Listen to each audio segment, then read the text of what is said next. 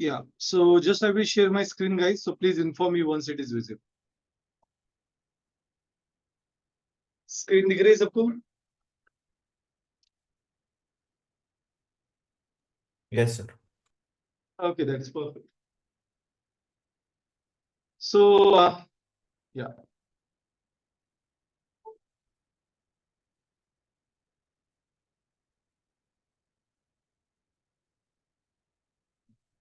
चलिए सेशन को स्टार्ट करते हैं. So in the last lecture, we have discussed couple of the things regarding the JavaScript, right? हमने JavaScript के बारे में फंडामेंटल लॉजिक देखे थे और उसके अंदर हमने अलग अलग टाइप के फंक्शंस एंड फीचर्स देखे थे. नाउ इन टुडेज लेक्चर हम उसी टॉपिक को थोड़ा आगे लेके जाएंगे और हम ऑपरेटर्स के बारे में देखेंगे. जैसे कि कल का जो सेशन था वहां पे हमने ऑपरेटर्स पे हमने स्टॉप किया था, राइट? तो हमने कुछ ऑपरेटर्स देखे थे and just I will close this one. Yes, तो हमने कुछ ऑपरेटर्स देखे थे जैसे कि arithmetic operators and comparison operator. इसी के साथ साथ हमने ये भी देखा था कि जो जावास्क्रिप्ट है ये एक ऐसी प्रोग्रामिंग लैंग्वेज है जो ब्राउजर में और बैकएंड और मोबाइल डेवलपमेंट सभी में यूज होती है and it works with the loosely coupled data type mechanism. इसमें let, var and const keywords होते हैं जो हम डेवलपमेंट के लिए यूज करते हैं. नाउ आज के सेशन में हम ये देखेंगे कि और ये जो डेटा टाइप्स होते हैं ये कैसे यूज होते हैं. So the agenda of today's lecture will be, we will start with the operators, then we will understand the loops, then functions and then array. तो ये आज का टॉपिक या फिर आज का जो सेशन ये थोड़ा सा इंपॉर्टेंट है बिकॉज इंटरव्यू में ये क्वेश्चंस बहुत ही कॉमनली पूछे जाते हैं. So let's start from where we have just stopped the scenarios. Okay, so first of all I will just say open the code with live server. तो ये live server पे load हो जाएगा and then we will just use the just I will say inspect. मैं inspect element use करूंगा where I will just open the console. तो console में हम सारे ऑपरेशन परफॉर्म कर रहे हैं.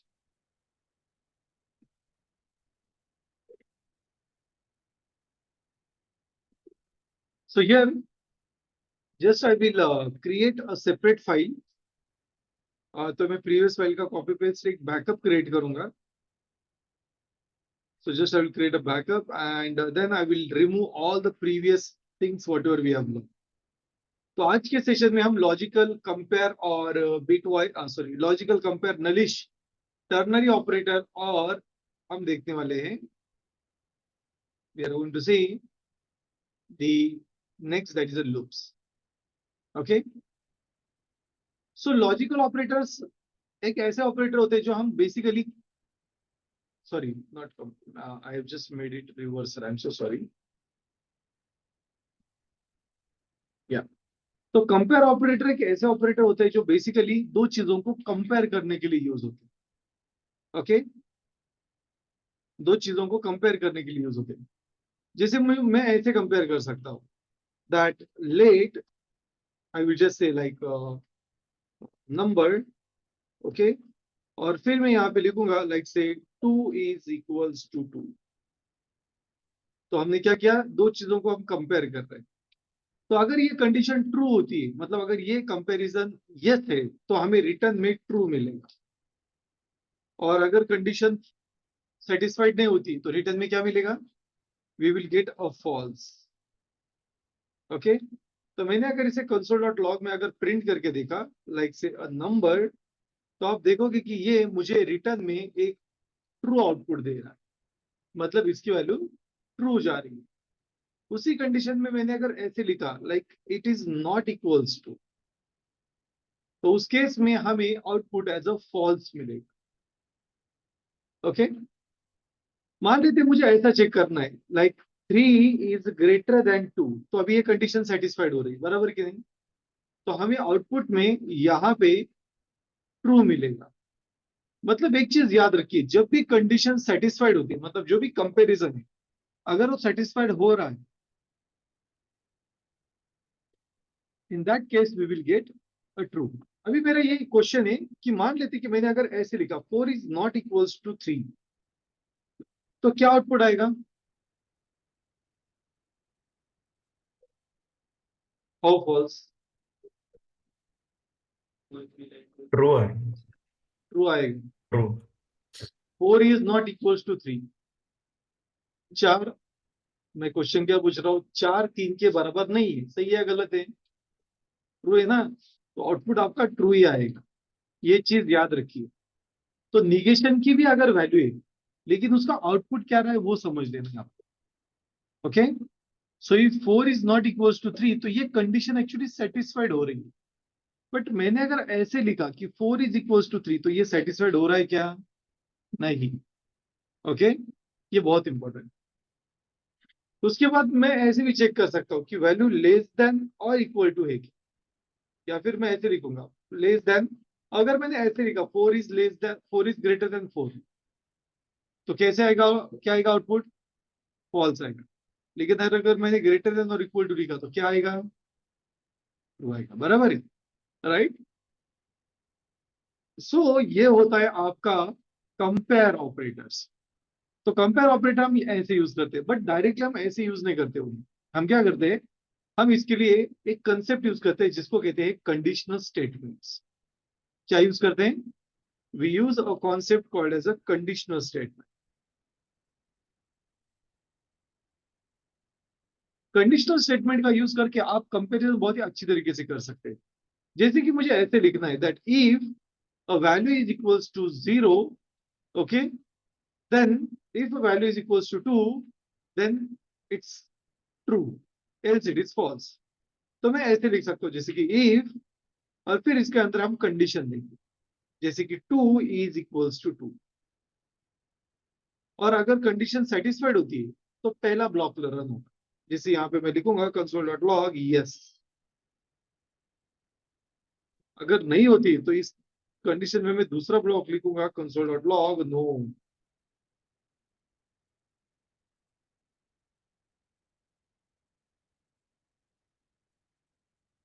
okay, and you will see you will get an output that is yes। अगर मैंने ऐसे लिखा, okay, so अगर मैंने ऐसे लिखा नॉट इक्वल्स टू, तो उस कंडीशन में ये नो आएगा, it will give you output as a no. So जब भी आप जावास्क्रिप्ट के साथ काम करते हैं तो ये इफ एल्स कंडीशन बहुत इंपॉर्टेंट होती है। ओके, और एक टाइप की कंडीशनल स्टेटमेंट हमारे पास होता है जिसको कहते हैं स्विच। क्या कहते हैं?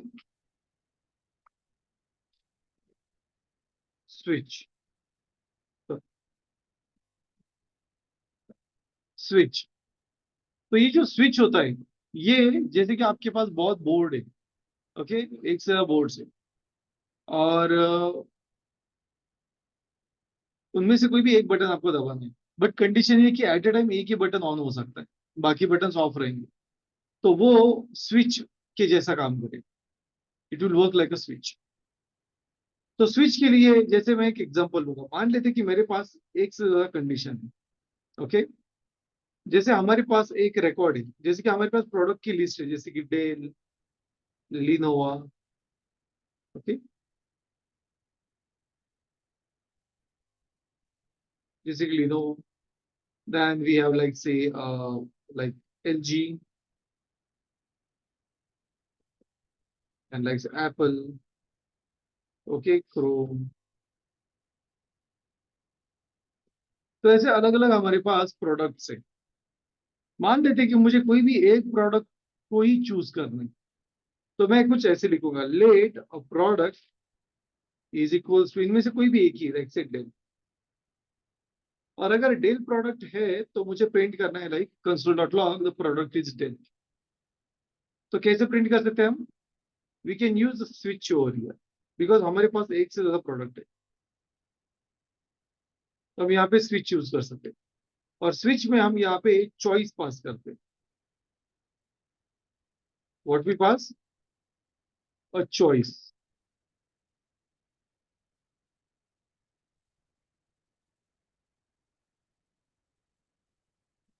So we will pass a choice.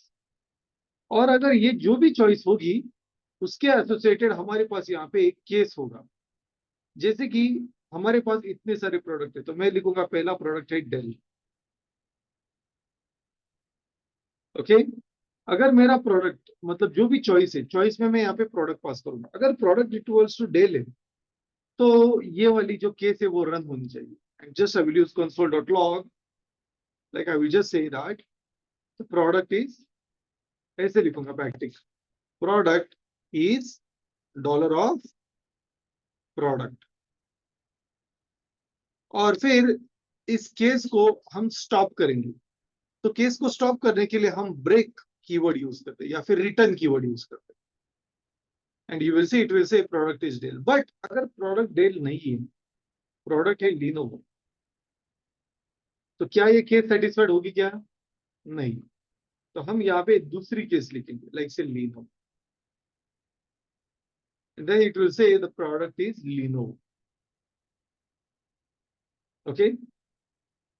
मान लेते यहाँ पे अगर मैंने लिखा लाइक से Realme, sorry not over here,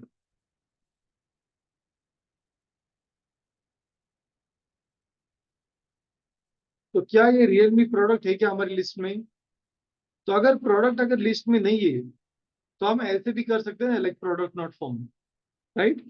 so in that case we can use a special keyword called the default. Default एक ऐसा होता है, अगर मैच नहीं हुआ कुछ भी तो console.log में क्या प्रिंट होगा? The given product is not available.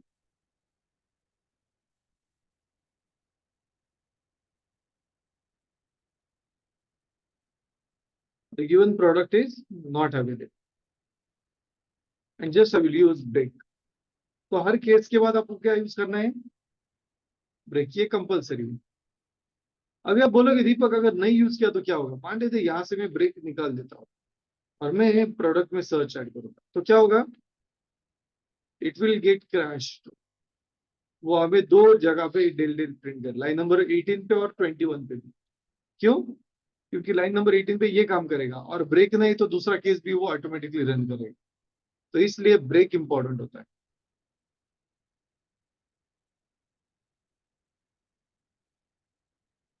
यहां तक क्लियर है? तो हमारे पास दो तरीके के कंडीशनल स्टेटमेंट होते हैं. एक तो हम इफ एल्स यूज कर सकते हैं या फिर हम स्विच यूज कर सकते हैं. इन दोनों में से भी यूज कौन सा करना ये कंडीशन पे डिपेंड होता है.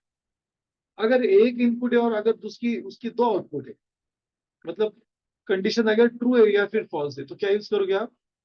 If else.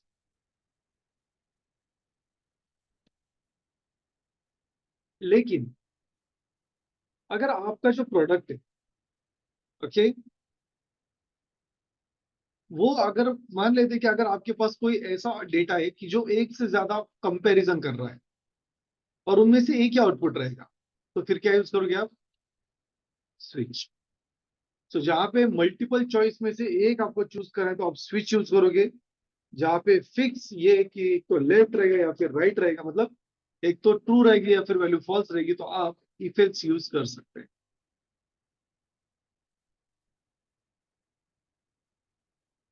Is that clear?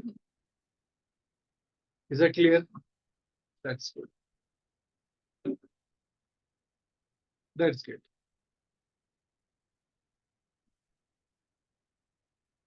Yes. और किसी के पास कोई क्वेश्चन, कोई क्वेरी?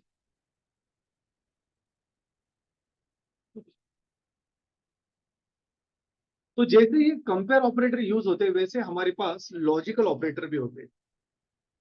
अभी ये लॉजिकल ऑपरेटर लॉजिक पे काम करते हैं. ओके. कैसे काम करते हैं? लॉजिक. तो मान लेते कि मेरे पास दो कंपैरिजन, लाइक दो comparison. So let's say that एक ऐसा एग्जांपल लेंगे हम जिसमें हम ये देखेंगे कि अगर यूजर यूजर सब्सक्रिप्शन, मतलब अगर यूजर ने कोई सब्सक्रिप्शन ली है, okay, so user subscription is is is like से गोल्ड और इज से सिल्वर। तो यूजर को मैक्सिमम 480 पिक्सल की वीडियोस देखनी चाहिए। आपने देखा होगा बहुत सारे नेटफ्लिक्स पे ये है कि अगर आपने अगर कोई पर्टिकुलर अगर सब्सक्रिप्शन लिया है तो उस सब्सक्रिप्शन के बेसिस पे आपको वीडियोस की क्वालिटी दिखती है। तो हम ऐसे लिखेंगे लाइक अगर यूजर का सब्सक्रिप्शन गोल्ड है, यूजर का सब्सक्रिप्शन अगर गोल्ड है तो उस केस में उसको 4K की वैल्यू मिलनी चाहिए। मतलब उसको स्टैंडर्ड क्या मिलेगा वीडियो का? 4K। Okay, 4K। अभी यहाँ पे ये फिफ्थ कंडीशन आएगी बिकॉज हम एक ही चीज चेक करेंगे। बट सिल्वर अगर है एंड अभी मैं क्या लिखूंगा कि वो एक तो यूजर सिल्वर होना चाहिए एंड उसके पास अगर कूपन कोड है। क्या है? कूपन कोड है।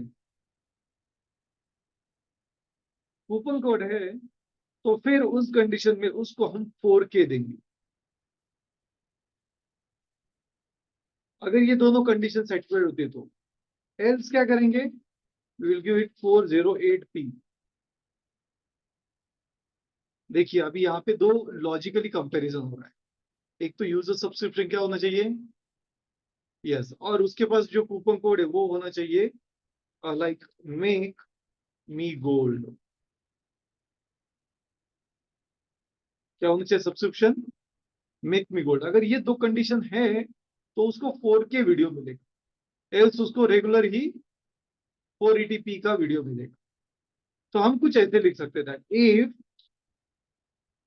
इफ द यूजर सब्सक्रिप्शन, अब हम यहाँ पे यूजर सब्सक्रिप्शन यहाँ पे लिखेंगे let user subscription equals to silver and just I will say let coupon code.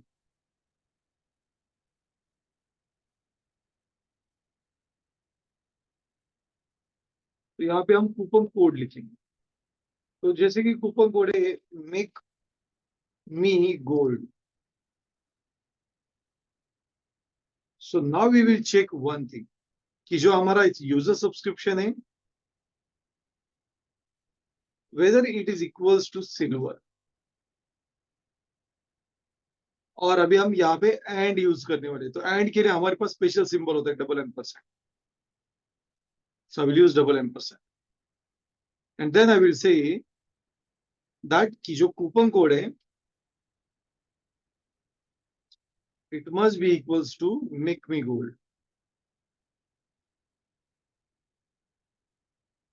Okay, then I can just use console.log. You are watching a video in 4K.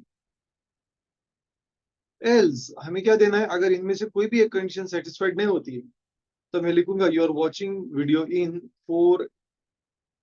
480p। Okay, so अभी क्या output आएगा? Yes, क्या आएगा output? हम्म, पहला input आएगा right, मतलब पहला वाला कंसोल आएगा। तो अगर मैं इसे सेव किया and if I just go to the output, आप देखोगे it will just say you are watching the video in 4K। But मान लेते कि सिल्वर पैकेज नहीं है, उसकी सब्सक्रिप्शन ही नहीं है, लेकिन उसके पास कूपन कोड है, तो ये काम करेगा क्या? नहीं। तो ये आपको बताएगा कि आप 480p पे ही देखो। या फिर सब्सक्रिप्शन है लेकिन मेक मी गोल्ड ये कूपन ही नहीं उसके पास, तो उस कंडीशन में वो कहेगा that you are watching video in 480p। तो इससे क्या होता है? इससे हमें ये समझ में आता है कि जो एंड ऑपरेटर होता है उसमें लेफ्ट और राइट दोनों कंडीशन सेटिस्फाइड होनी चाहिए। अगर वो सेटिस्फाइड होती है मतलब दोनों अगर ट्रू है तभी वो आउटपुट आएगा। अगर दोनों में से कोई भी एक फॉल्स है तो नहीं। Very good. ओके, उसी तरीके से हमारे पास और होता है। और मतलब क्या, अभी जैसे कि हमें कंडीशन है, एक तो वो सिल्वर होना चाहिए या फिर उसके पास ये कूपन होना चाहिए, तो हम यहाँ पे और दे सकते हैं। और में क्या होगा, कोई भी एक कंडीशन सेटिस्फाइड होनी चाहिए, कोई भी एक। तो अगर एक तो वो सिल्वर है तो उसको 4K मिलेगा, या फिर उसके पास अगर कूपन कोड है तो 4K मिलेगा एज अ व्यू। तो आप देख सकते हैं कि हमारे पास यहाँ पे it will say you are watching 4K, even the package is not sorry, even he is not having the coupon code, but मान लेते उसके पास अगर कूपन कोड है और वो अगर सिल्वर नहीं है तो भी वो 4K वीडियो देख सकता है। बट इनमें से अगर दोनों कंडीशन अगर सेटिस्फाइड नहीं होती, मान लेते उसके पास कुछ भी नहीं है, तो उस कंडीशन में क्या रन होगा, 480p। ओके, ये जो नॉट है ये थोड़ा आगे चल के हम देखेंगे। तो यहां तक सब क्लियर है? Any question, any query till this point? No, sir. Okay, अभी हम कुछ मैजिकल फन देखेंगे, बट इसे देखने से पहले हम एक छोटा सा 5 मिनट का ब्रेक लेंगे। So let's have break and then we will just resume it back.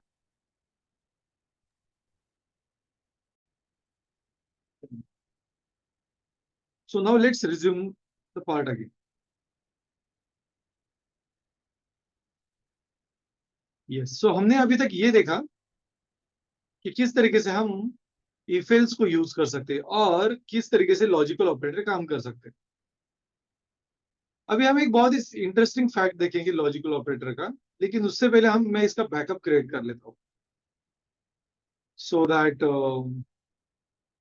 just I can remove all the things which are I don't। अभी जैसे कि मैं एक नंबर यूज करूंगा, late 10। Sir, you are not sharing your screen. अच्छा, 2 minute.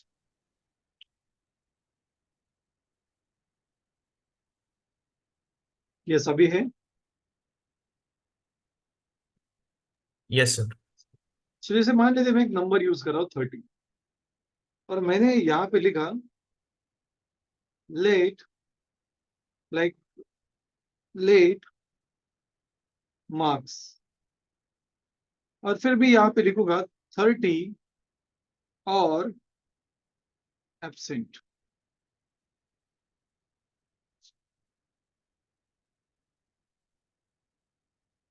Okay, तो आपके हिसाब से मेरा आउटपुट क्या आएगा?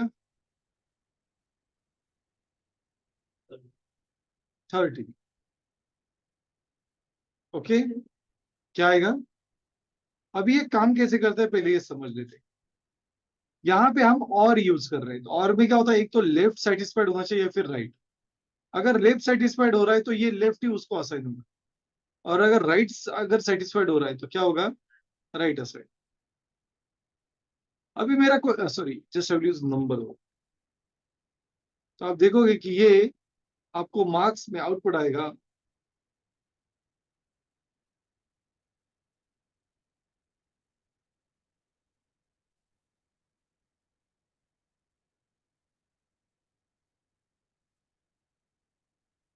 Let's save it.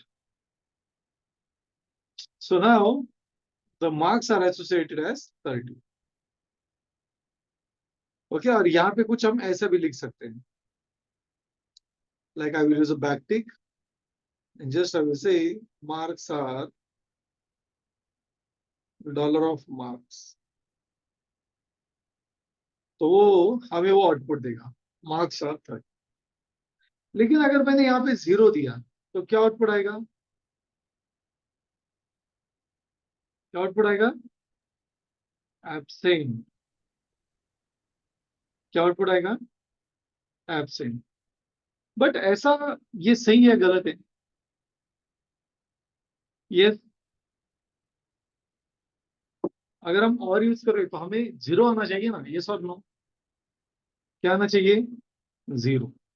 लेकिन अगर मैंने यहाँ पे 0 दिया है तो यहाँ पे प्रॉब्लम ये होता है कि लॉजिकल ऑपरेटर 0 मतलब फॉल्स समझते हैं। हाँ, अगर आपने यहाँ पे 0.1 दिया, 0.1, तो अभी ये प्रॉपर 0 नहीं है, तो आपको आउटपुट ऐसा आएगा, मार्क्स आर 0.1। बट अगर मैंने 0 दिया तो क्या आएगा output? Absent, which is a wrong thing. तो अगर ऐसा नहीं होना चाहिए तो in that case what we can do, instead of using this और we can use something called nullish. हम यहाँ पे डबल क्वेश्चन मार्क दे सकते। तो मैंने अगर इसे सेव किया तो आप देखो कि अभी ये मुझे देगा मार्क्स आर 0। बट अब ये नलिश काम कैसे करेगा? अगर आपने मार्क्स नहीं दिए तो इसको बाय डिफॉल्ट वैल्यू क्या मिलती है? नहीं, यहाँ पे मैंने वैल्यू असाइन नहीं की है। तो कल हमने देखा था अगर मैंने किसी वेरिएबल को वैल्यू असाइन नहीं किया तो क्या मिलता है बाय डिफॉल्ट? null, हाँ, नल कैसे null, मिलेगा? अगर वेरिएबल को वैल्यू ही नहीं है तो वो क्या देगा बाय डिफॉल्ट? अगर किसी वेरिएबल को हमने वैल्यू ही असाइन नहीं की तो उसकी डिफॉल्ट वैल्यू क्या होती है?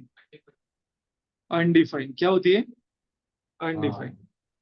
तो अगर ये अनडिफाइंड है तो ये नलिश ऑपरेटर इस एब्सेंट को रिटर्न करे, क्योंकि ये नलिश ऑपरेटर ऐसा कहता है कि अगर सामने वैल्यू वाली अगर नल नहीं है या फिर अनडिफाइंड नहीं है तभी ये प्रिंट होगी।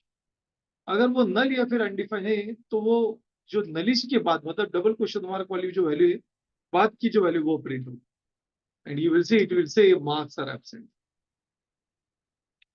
ओके, अगर मैंने इसे नल भी असाइन किया तो भी वही होगा, क्योंकि एक तो ये अनडिफाइंड या फिर नल होना चाहिए। अगर ये अनडिफाइंड या फिर नल है तो ये एल्स वाली वैल्यू प्रिंट होगी and you will see that it will print the absent only. But अगर मैंने यहाँ पे 0 पास किया तो ये मुझे एग्जैक्टली सेटिस्फाइड वैल्यू दे। ओके, तो ऐसा होता है आपका नलिश ऑपरेटर। नलिश ऑपरेटर में क्या होता है? नलिश ऑपरेटर में अगर value if if the value is equals to undefined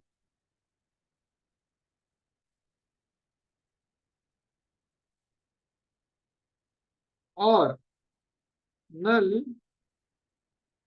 तो उस कंडीशन में ये क्वेश्चन डबल क्वेश्चन मार्क की बात की जो वैल्यू वो रन होती है। एल्स क्या रन होता है? ये पहले वाली वैल्यू रन। तो इसे कहते हैं नलिश ऑपरेटर। समझ में आ गया है नलिश ऑपरेटर कैसे काम करता है? Any question, any query? तो नलिश तभी फॉल्स रहेगा जब वैल्यू अनडिफाइंड या फिर नल रहेगी। बट अगर वो वैल्यू 1, कोई भी वैल्यू है लेकिन वो अगर अनडिफाइंड नहीं है तो वो उस कंडीशन में ट्रू है।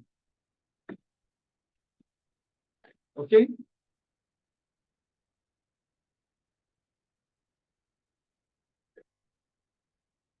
यहां तक कोई क्वेश्चन, कोई query?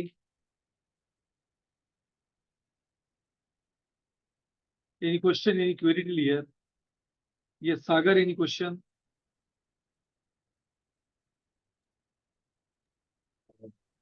no, sir. No, sir. Okay, चलिए अभी लास्ट ऑपरेटर पे काम करते हैं जिसको कहते हैं टर्नरी ऑपरेटर। ये ऑपरेटर रिएक्ट में बहुत ज्यादा यूज होता है, बहुत मतलब बहुत ज्यादा। तो टर्नरी ऑपरेटर आपकी इफ एल्स जैसा ही होता है।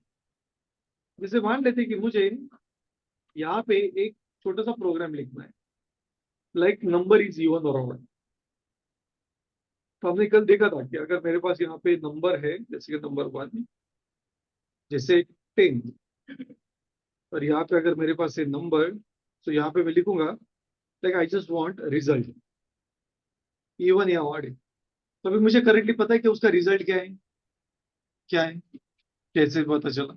कैलकुलेशन किया हमने। फिर कोडिंग में आपका दिमाग नहीं, कोड इंपॉर्टेंट होता है, क्योंकि आप यहाँ पे कैलकुलेशन तो कर रहे हैं वो इवन है ऑड है, बट आउटपुट में आप कैसे डिफाइन करो? Okay, so the question is that कि कैसे हम इसे डिफाइन करेंगे। तो अभी डिफॉल्ट हमें पता है कि रिजल्ट क्या है, नल है या नहीं, सॉरी इवन या ऑड है। Answer is no. तो यहाँ पे नल देंगे पहले। अभी मैं चेक करूंगा कि अगर जो भी नंबर है, नंबर 1 मॉड ऑफ 2 अगर इक्वल्स टू 0 है, क्योंकि इवन नंबर का रिमाइंडर हमेशा 0 ही होता है, तो यहाँ पे हम लिखेंगे रिजल्ट एज इवन। और अगर नहीं है तो क्या लिखेंगे? Result as odd. ओके, क्या लिखेंगे? Very good. So now, if I try to print this result, what I will get? अभी आपका बराबर है। Now I will get a even, क्योंकि अभी अभी हमने वो लॉजिक लिखा है। और मैंने अगर यहाँ पे 11 कर दिया तो क्या आएगा? ऑड। अगर 10.10 किया तो क्या आउटपुट आएगा?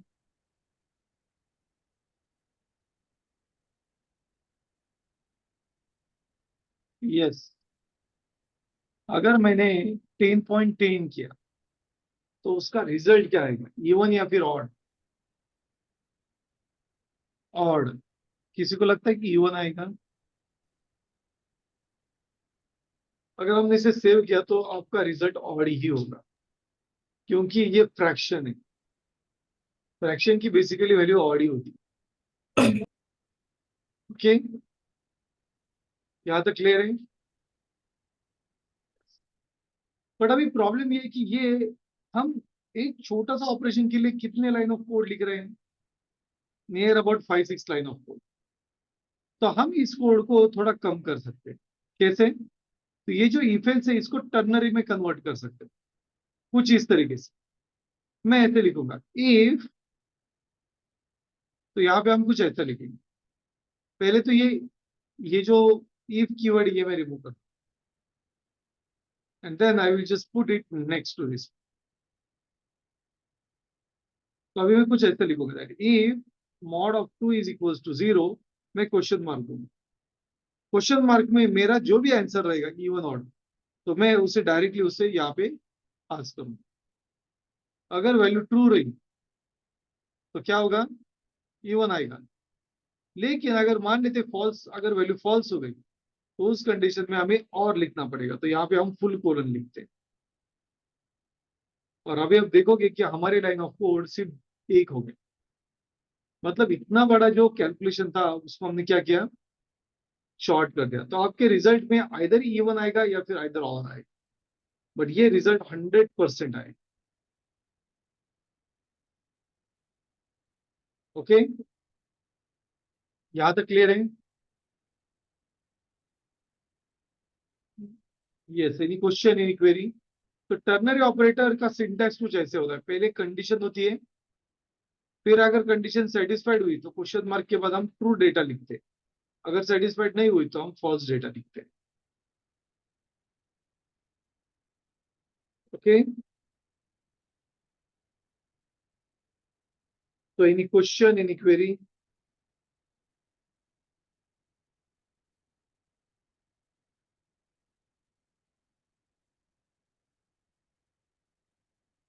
Yes, any question, any query?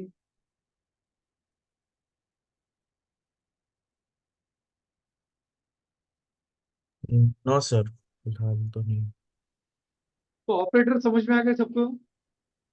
Everyone is clear with operator? Operator समझ में आ गए? Okay, yes, now let's go to the next concept that is called as a loop. तो लूप क्या होता है? इसको कौन बताएगा? What is basically loops are all about?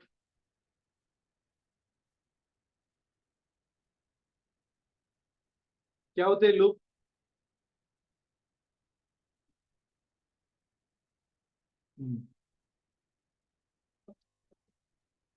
क्या होते हैं loop? To perform simultaneous operation. Simultaneous और वन बाय वन ये दोनों अपोजिट वर्ड है।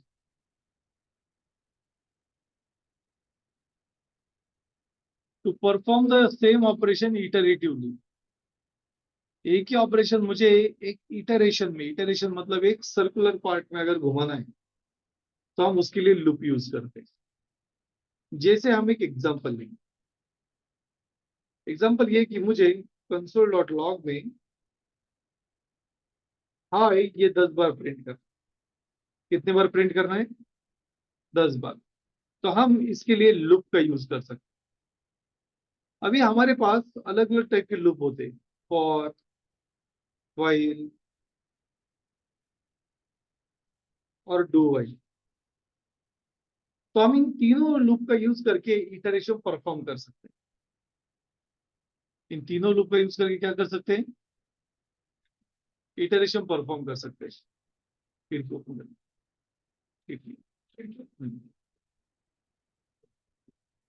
ओके, तो हम वो परफॉर्म कर सकेंगे। कांच वगैरह खोल दें। तो कैसे करेंगे हम इसको परफॉर्म? चलिए ये समझ लेते हैं।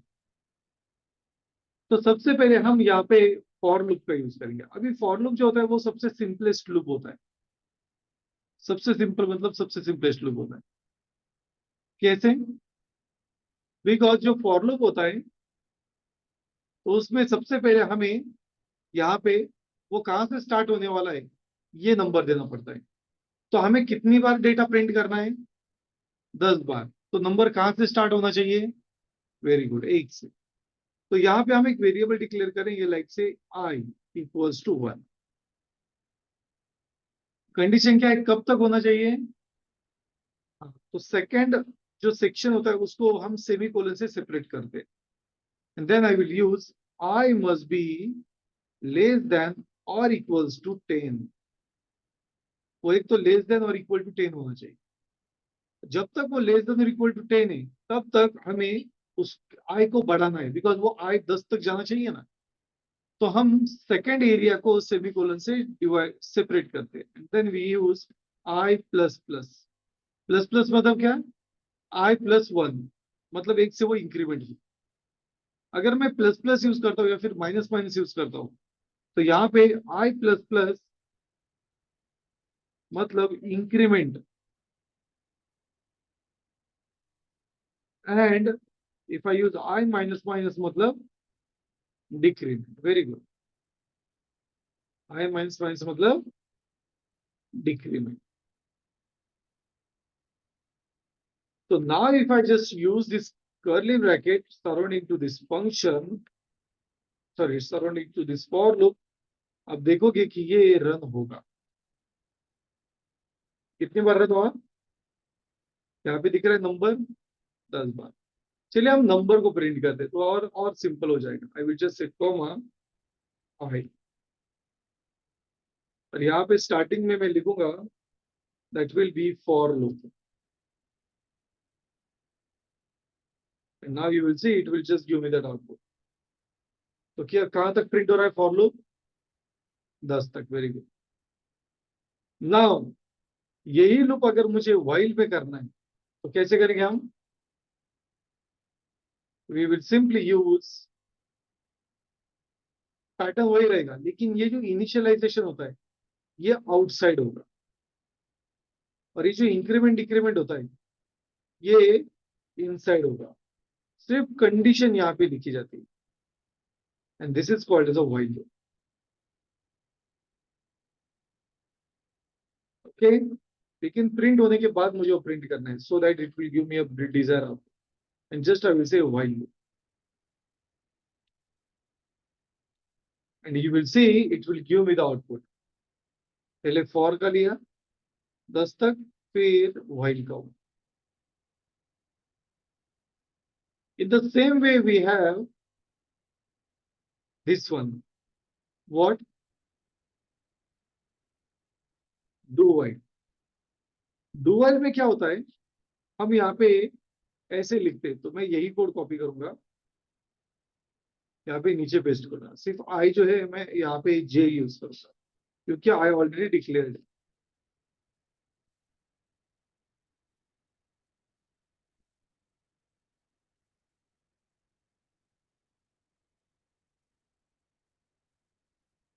लेकिन डू वाइल में क्या होता है, ये जो हम कोड लिख रहे हैं ये एक्चुअली यहाँ पे डू में आता है। तो हम कुछ ऐसे लिखते हैं, do this operation while J is less than 10। तो आप देखोगे स्टिल ये work. Just I will write do while is work.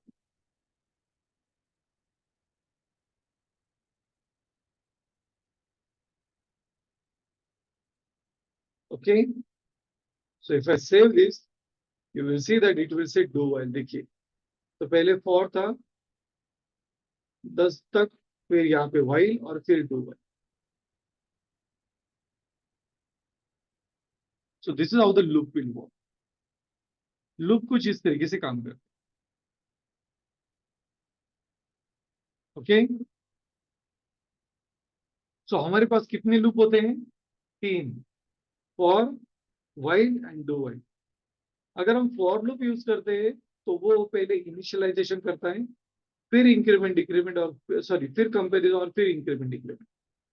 While में क्या होता है? वाइल में हम लेट को हमें ऊपर ही लिखना पड़ता है स्टार्टिंग में, फिर उसके बाद हम कंडीशन लिखते हैं और फिर उसके बाद हम कोड लिखते हैं. वाइल और डू वाइल सेम होता है, बट यहाँ पे एक सिनेरियो ये है कि अगर मैंने इसे 12 कर दिया तो अभी ये वाइल कंडीशन सेटिस्फाइड होगी क्या? नहीं. फिर भी आपका डू एक बार तो रन होगा, ये याद रखें. Do run minimum once. ये इन दोनों में बहुत बड़ा डिफरेंस है. जो डू लूप होता है, डू वाइल लूप होता है, वो मिनिमम एक बार रन होता ही, कंडीशन सेटिस्फाइड हो या ना हो, क्योंकि पहले डू आता है फिर वाइल आता है. And that is a major difference between those to.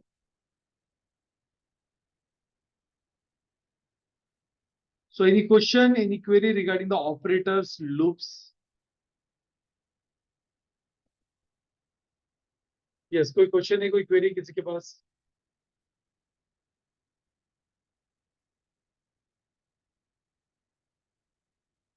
Yes guys, any question, any query?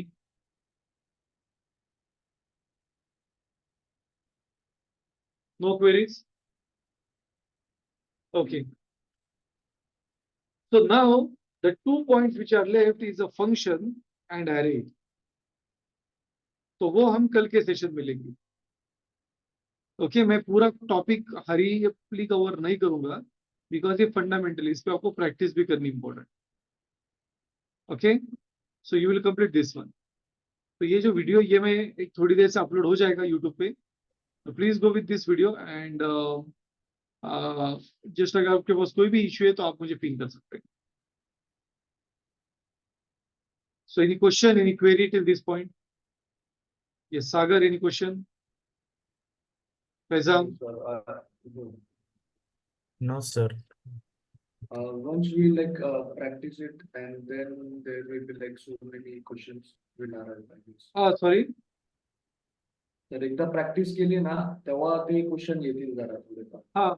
तो अभी मैं आपको जैसे हमारे फंक्शंस और एरे खत्म होंगे तो मैं आपको असाइनमेंट्स देने वाला हूँ.